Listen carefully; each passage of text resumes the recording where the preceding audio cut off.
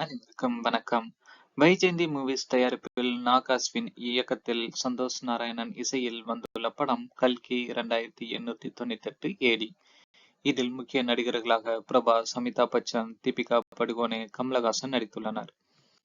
இந்திய திரையுலகத்துல இதுவரை வந்த ஃபேண்டசி, சயின்ஸ் ஃபிக்ஷன் படங்களின் உருவாக்கத்தை மிஞ்சும் விதத்துல ஒரு பிரம்மாண்ட படத்தை கொடுத்திருக்காங்க.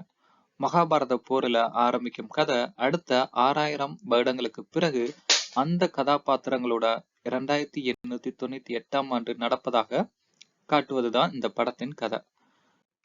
கிபி 2898 உலகின் கடைசி நகரமான காசியில நடக்குது. அங்கு நிலத்துக்கு மேல் காம்ப்ளெக்ஸ் என்ற ஒரு பெரிய இடத்தை உருவாக்கி அத சுப்ரீம் பவராக இருப்பவர் தான் கமலஹாசன். கர்ப்பிணி பெண்களின் கருவிலிருந்து சீரம் ஒன்றை எடுத்து அதை தன் உடலுக்குள் செலுத்தும் ப்ராஜெக்ட் கே என்ற ஒரு ஆராய்ச்சியை நடத்தி வராரு. அந்த ஆராய்ச்சியில கர்ப்பிணி பெண்ணாக இருப்பவர் தீபிகா படுகோனே. எப்படியாச்சும் அங்கிருந்து தப்பிச்சு குழந்தைய பெக்கணும்னு ஆசைப்படுறாரு. அங்கிருந்து தப்பிப்பவரை அதிசய சக்தி கொண்ட அமிதாப் பச்சன் ஒரு சிறுமியின் உதவியால சாம்பலா என்ற ஒரு வேறு இடத்துக்கு அழைச்சிட்டு போறாரு.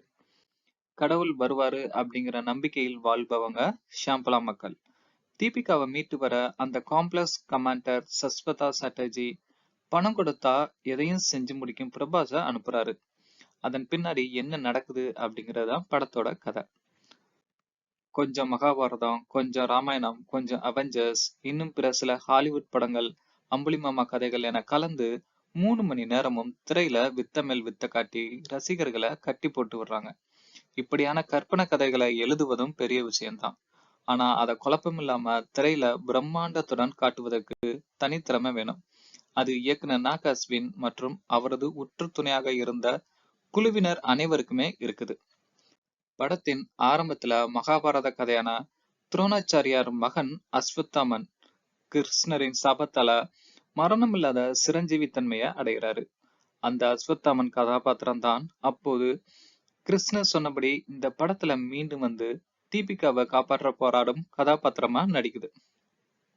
அஸ்வத்தாமனாக அமிதாப் பச்சன். பிரபாஸுக்கு போட்டியாக அவரை விட உயர்ந்த உருவத்துல அதிரடியாக சண்டையிடுறாரு. சில சமயங்கள்ல படத்தோட ஹீரோ இவர்தானோ அப்படின்னு எண்ண வைக்கிறாரு. படம் ஆரம்பமாகி 20 நிமிடங்களுக்கு பிறகுதான் பிரபாஸ் வராரு. பைரவா அப்படிங்கிற கதாபாத்திரம்.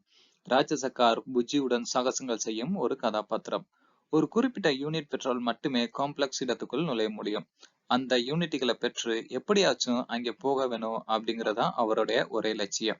சூப்பர்மேன் செய்யும் சாகசங்கள் பலவற்றை செய்யறாரு. முதல் பாக கிளைமேக்ஸில் அவருடைய கதாபாத்திரத்தை மகாபாரத கதாபாத்திரத்துடன் இணைச்சு வச்சிருக்காங்க.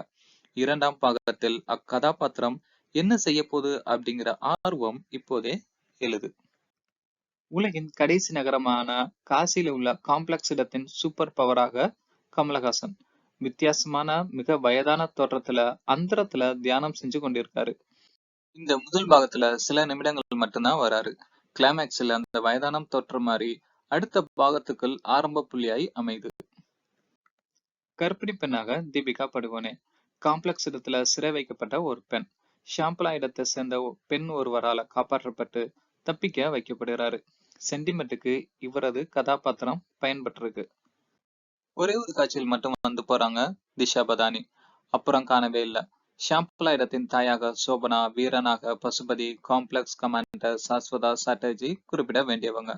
பிரபாஸ் கார் புஜிக்கு பின்னணி குரல் கொடுத்திருக்காரு நடிகை கீர்த்தி சுரேஷ்.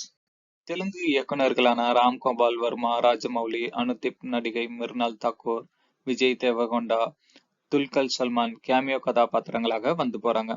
படத்துக்கான தரத்துல தனது இசையும் பேசப்படணும் அப்படின்னு கடுமையா உழைச்சிருக்காரு இசையமைப்பாளர் சந்தோஷ் நாராயணன். ஜே ஸ்டோஜல்ஜிக் கோவிக் ஒளிப்பதிவு ஹாலிவுட் தரத்துல அமைஞ்சிருக்கு. விஎஃப்எக்ஸ் கிராபிக்ஸ் செய்த குழுவுக்கும் பெரும் பாராட்டுங்கள். இடைவெளிக்கு முன்பு வர படம் மெதுவா நகருது. 2 முக்கிய சண்டை காட்சிகளின் நீளம் அதிகம். பிரபாஸ், திஷா பதானி காதல் திடீர்னு வந்து உடனே காணாமல் போகுது. படத்துடன் நம்ம கனெக்ட் செய்ய முடியாம போறது திரைக்கதையின் மைனஸ். நன்றி. இது போன்ற வீடியோக்களுக்கு சப்ஸ்கிரைப் செய்யவும்.